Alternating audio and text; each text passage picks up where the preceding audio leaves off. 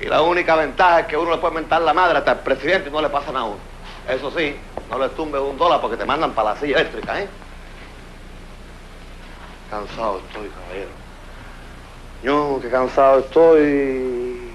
Cansado, no quiero ver más cáscara de huevo, ni más borre café, ni más lata de sopa vacía, ni más miel de perro, ni un carajo. No puedo más, se acabó ya todo para el carajo, vaya. Ya, se acabó.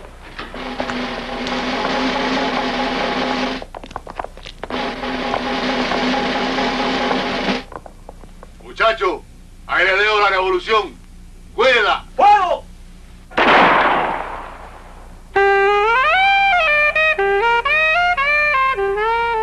El fusilamiento de un criminal de guerra permite la posibilidad de comparar la realidad con la ficción, como ocurre en el film premiado Huaguasí, que recrea la intensidad de los primeros años revolucionarios. ¡Preparen! Muchachos, ¡Apunten! ahí les queda la revolución, ¿eh? Ojalá que sepan cuidarla.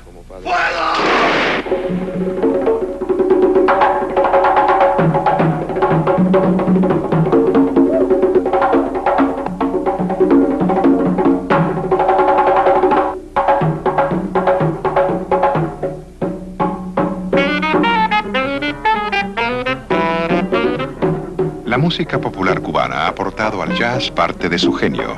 Paquito de Rivera es hoy uno de los más importantes saxofonistas de Estados Unidos. En 1980, abandona el grupo musical Iraquere y se exila. Bueno, esto sucedió en el aeropuerto de Barajas, en Madrid. Yo estaba de viaje con los iraqueres, pues yo no podía seguir viaje. Yo no sabía cómo irme de allí, porque lo que veía por todos lados eran policías. Yo no quería dar escándalo, estaba demasiado nervioso para dar un escándalo. Pero yo estaba decidido, el que me queda delante, Chucho Valdés, el director de los iraqueres. Y le digo, Chucho, se me ha quedado el saxofón. Y Chucho me dice, bueno, pues corre a buscarlo, que se nos va el vuelo. Y yo cogí ese saxofón, pero no regresé al avión después.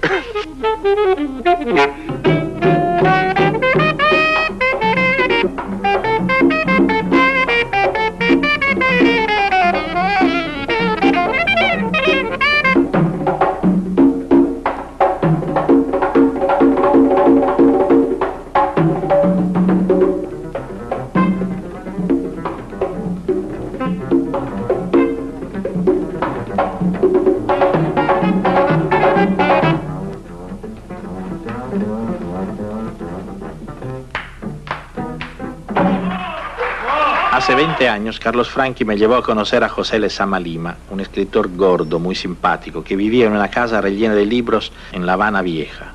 Y Franchi me dijo, ese hombre es el maestro de la lengua española, el más grande de los escritores cubanos. Su obra principal, Paraíso, no se ha publicado todavía.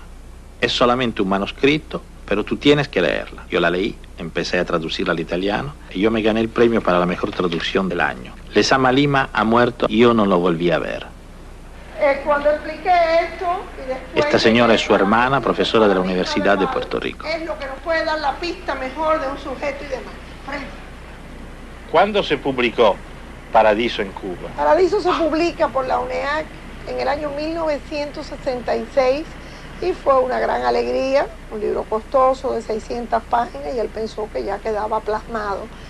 Pero al poco tiempo de publicado Paradiso, en nuestras conversaciones telefónicas se inicia un tono de angustia y de tormento y me señala que el libro ha sido recogido y que el futuro ni del libro ni de él en ese momento tienen seguridad alguna. En verdad, esa historia de Paradiso, quien la sabe de verdad es el señor Franchi. Paradiso suscitó una gran polémica. Después de editado, la seguridad del Estado ordenó que fuese recogido. Yo fui llamado a casa de Fidel Castro, hubo una protesta muy grande por esa recogida. Me encontré a un oficial de la policía con el capítulo 8, es un capítulo erótico y el erotismo es siempre un tema prohibido en la literatura cubana y en la literatura comunista. Yo le dije a Fidel Castro que me parecía un acto bárbaro que una novela de esa importancia fuese recogida y Fidel Castro pensó que eso hacía menos daño y autorizó una edición limitada. de la novela. Ya a partir de ahí empiezan sus dificultades. Evidentemente, cuando se inicia la dispersión familiar, eso para él fue un golpe inmenso, ¿sabe? Ver cómo se destruía la familia, y no la nuestra. Era un proceso que casi se iniciaba un éxodo en masa, como que se empezaba a quedar sin lo que él más amaba, que era un mundo de amigos. Cada vez que se iba un amigo, cada vez que nos íbamos alguno de nosotros, él empezaba a percatarse de que ya eso era un régimen sombrío. Porque, por ejemplo, personas que eran tan decentes, que cabían en cualquier régimen, ¿por qué no cabían ahí? Él más o menos lo decía en una frase más poética, ¿no? Y usted publicó las cartas de su hermano en un libro.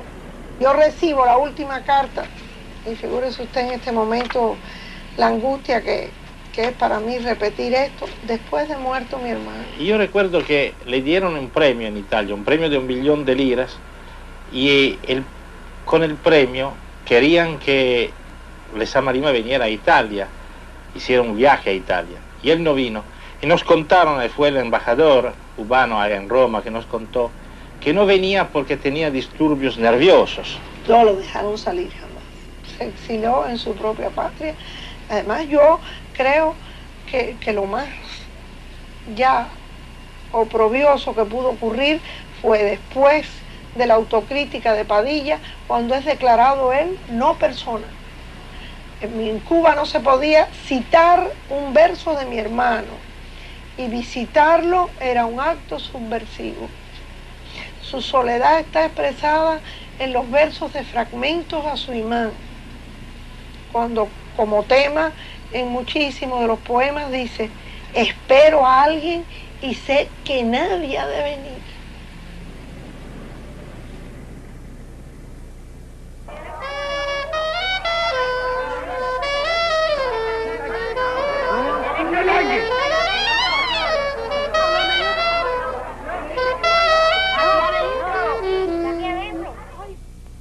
Hay un gran escritor cubano, amigo de Jorge Luis Borges y de Vítor Gombrowicz, que es, yo creo, casi desconocido en el extranjero. Virgilio Piñera, dramaturgo, novelista, poeta. Desde el año 69, cuando Virgilio publica La vida entera, no le vuelven a publicar más ningún libro. Pero él había seguido escribiendo mucho, tenía 6 obras de teatro inéditas, un libro de cuentos, muchos poemas. O sea, esa obra inédita que podía sobrevivirle. La policía inmediatamente entró en su casa en los mismos funerales, cuando se estaban celebrando los funerales, cerraron la casa, la sellaron y se llevaron todos los manuscritos. Como escribía en el periódico Revolución, que en esa época yo dirigía, allí lo acusaron de ser un agente. El pobre Virgilio, que era un hombre así delgado, con miedo, lo comenzaron a golpear, se desmayó y lo metieron en la prisión del Príncipe. Poco tiempo después pidió un pasaporte para salir al extranjero, y el ministro de Relaciones Exteriores públicamente lo abochornó, lo acusó de ser homosexual, etcétera, etcétera. La gente no puede entender qué cosa es la policía secreta cubana, la seguridad del Estado. Yo creo que a Virgilio lo acusaban como de estar vivo y de ser muy irónico, de hacer una literatura un poco corrosiva, crítica, irónica, y además de no ser un individuo burgués.